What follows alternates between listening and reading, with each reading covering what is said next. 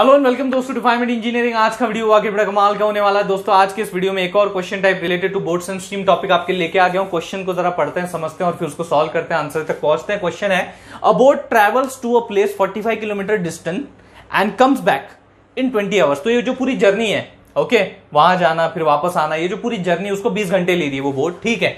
It takes 12 kilometre with stream the same time as 4 kilometre against the stream, find the speed of the stream. कहने का मतलब कि जो second part है ये थोड़ा समझ में नहीं आया होगा आपको, वो मैं आपको समझाने की कोशिश करता हूं कि यहां पे जो ये बोट है, ओके, ये बोट जो है, तो वो बोट जो है एक particular time unit, let's consider time T के अंदर जो है वो डाउन स्ट्रीम में 12 किलोमीटर ट्रेवल कर पा रही है। समझ में आया?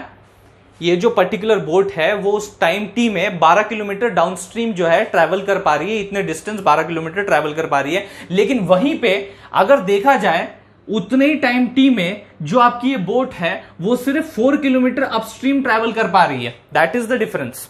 बात समझ में आई? बात पकड़ में आई?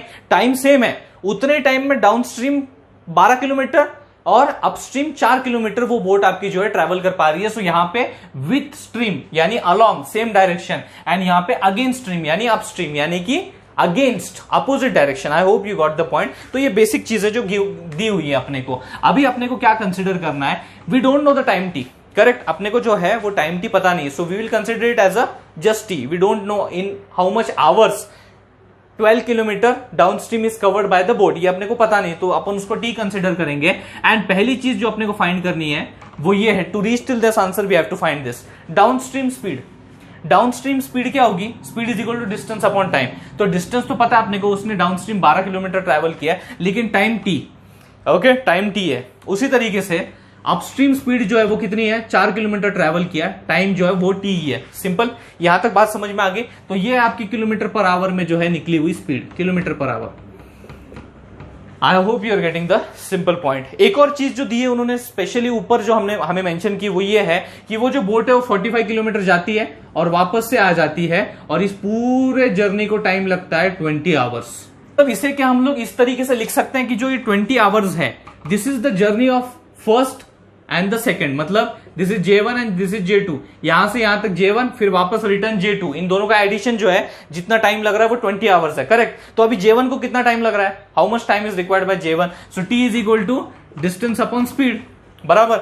ये अगर डाउनस्ट्रीम है तो इसका डिस्टेंस कितना है? 45 है, और इसका स्पीड जो है अभी हमने निकाला कितना है? 12/T, प्लस डिस्टेंस J2 का भी 45 ही है, लेकिन उसका जो स्पीड है अपस्ट्रीम की अगर हम बात करें तो वो 4/T है। I hope you are getting the simple point. इस तरीके से हमने चीजों को जो है वो है रख दिया वहां पे। अब इसका हम लोग सिंप्लीफिकेशन करके हम लोगों को सिर्फ यहाँ पे एक ही अननोन एंटिटी है वो है T, और अगर आप कैलकुलेट करोगे तो T जो आपका निकल के आता है वो है 4/3।